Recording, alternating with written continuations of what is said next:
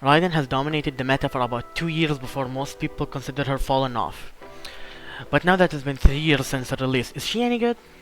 Is she worth your resources? Today I will answer that question. Hello everyone, my name is Kira and today I will do a review for Raiden Shogun after 3 years of her release to see if she's still worth your resources. Before we dive deep though, we have to know what Raiden does, and it's simple, so I'll dive over it quickly. Raiden is an on-field DPS that gets more damage by having party members use their elemental burst, along with having an off-field hyper bloom playstyle. Both of those will be discussed soon. For a quick dive in though, to her kit, her E has a off-field electro application and enables her to get more damage if their party members use their burst through a stack thing, the little eye behind Raiden. Her Q, or ultimate, has a nuke at first and then gives Raiden an electro infusion for 7 or 8 seconds, enabling her to do a lot of damage. It also gives energy to the teammates, which is a really good thing, and unique to her by the way. Now that I explained that really quickly, let's dive into the actual review. Raiden has two playstyles. First off is the standard DPS playstyle. This works really damn good and I liked certain teams that performed extraordinarily well. That will be in the team section though, so let's not get ahead of ourselves. Her second playstyle is her more recent Hyperbloom playstyle. Okay, well recent is a bit of a weird statement, but you get my point. Which mostly uses her elemental skill to apply off-field electro damage and trigger the overpowered Hyperbloom reaction.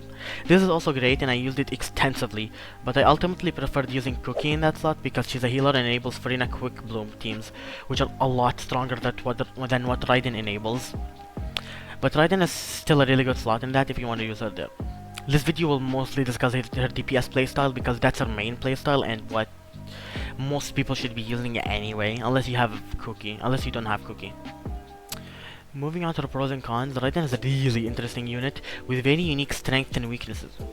Her pros in my opinion are that she has an easy access to an overpowered weapon, that being R5 catch, which gives her massive damage for free. It's on the level of like 5-star weapons, which is insane. Although it requires a bit of painful fishing, but it's worth it. The second point is that she has very flexible team comps and she can work on basically everything and has several different strong team comps. So much so that I couldn't even test all of them properly. I only tested the fair few really. Also her battering is a property unique to her. Okay, never mind. Well, Auroran has that in 5.2, but it took like 3 years after her release for that to happen. Her cons are though relying too much on Bennett. This is mostly an attack scaling DPS thing, but Raiden really wants Bennett, otherwise you just don't have many strong team options. And this is important because she has competition now. There's a lot of DPS that just pull ahead. Other DPS usually can suffice with other teammates, except maybe Kinich, but even then he's gonna get Mavyuka soon, and that's gonna remove that issue, so Raiden is the only one that would have it at that point. She is also a bit complex to build though, because you need the balance out several different stats, just like Shangling, right? You need all these stats, and you also need EM if you're running Aggravate. If you notice in my footage, my build is like a little mid. Also because she's an older unit, her scaling and damage is noticeably lower than her competition, like for the more recent DPSs like Laurent and Navia, etc, Kinich even, Molani obviously, and Arlene Novelet. She's still really good. She's still good enough to clear in most situations though, so it's not a bad beginner issue. Her only actual issue is the Bennett thing in my eyes and having like big competition. Speaking of competition though, people have been posting Raiden ever since the release of a unit named Clorant, which is understandable, but what are their differences? Well, first off, Clorant has more damage, self-heal, overall easier to use and build, and has the ability to enable insane teams through her self-heal because you don't need sustains. So you can run like something like Furina Nahida Bennett, Furina Nahida Official, which is insanely busted. What Raiden has is more of a quality of life side, which is bettering her teammates and having more teams and being flexible. And you might see this and think, Clorant absolutely crushes Raiden, and you're probably right. Like, I'm just gonna be honest. But I don't think that means that Raiden is bad or anything. It's just a matter of preference in my eyes. Both units are more than good enough to clear the game, and Raiden just has more quality of life, which is something that might help you if like something you might want if you're more of a casual or can already clear content. And it's a lot harder to die on her teams because you always have Bennett. Meanwhile, Clorand, you don't run a sustain, so certain off-field units, especially like Nahida, can die sometimes. I've seen it happen.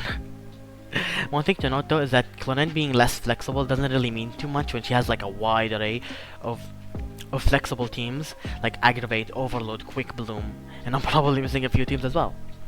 So overall, it's not that bad of an issue. This does give Clorinde the win, but again, that doesn't make Raiden obsolete. She's an amazing unit from my testing and blew my expectations. Before moving on to the team reviews though, I would like to ask you for just 5 seconds of your time to like and subscribe to my channel. I'm a small content creator and I appreciate any kind of support. Moving on to team review though, I will be very quick with this because she has way too many damn teams.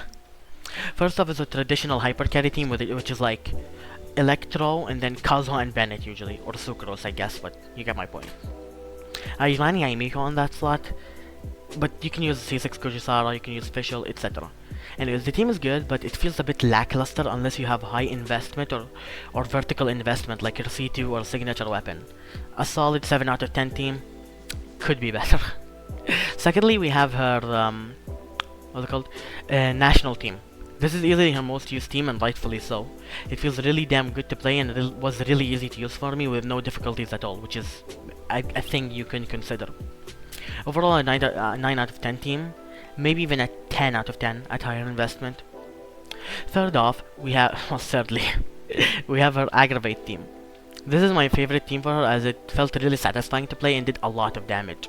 This team is really strong in both single target and AoE content. It blew my expectations out of the water. Easy 10 out of 10, especially with Kazuha because he groups enemies and has a lot of personal damage. Not something that Sucrose has. Sucrose has wars. Sorry, I had to say it. Moving on. There's also like Shivru's Overload stuff that I haven't really tested. But from what I heard, it's really strong in single target, but not that much in AoE. Solid, but not great. Last team here is Raiden Taser. I'm mainly referring to the Furina variant here, which is Furina, Jilonin, and Yilan, or Fischl, or whatever. I sadly didn't have time to test it, but from what I've seen, it's really damn strong. And given that it's a Furina Jilonin core, it's bound to be strong enough anyway. Overall, a really good team, and works in a lot of situations, especially single target, because the weakness of a lot of Taser teams is that they don't work well in single target. But Raiden is actually the opposite, so that might actually be the best Taser team, because you don't run Clorinde EC anyway. Meanwhile, Raiden actually can, I think. In conclusion, Raiden is a really strong unit that still holds her own and has really good clear times for what she is. This abyss isn't particularly great for her, but she still did really nice and better than I thought. Way better even. Would I recommend her though? Well, she's a DPS, so she's closer to a luxury pull.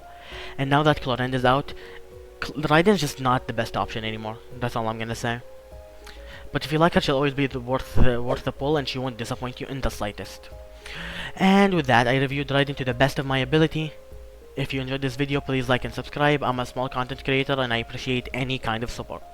Have a good day or night wherever you are, and goodbye.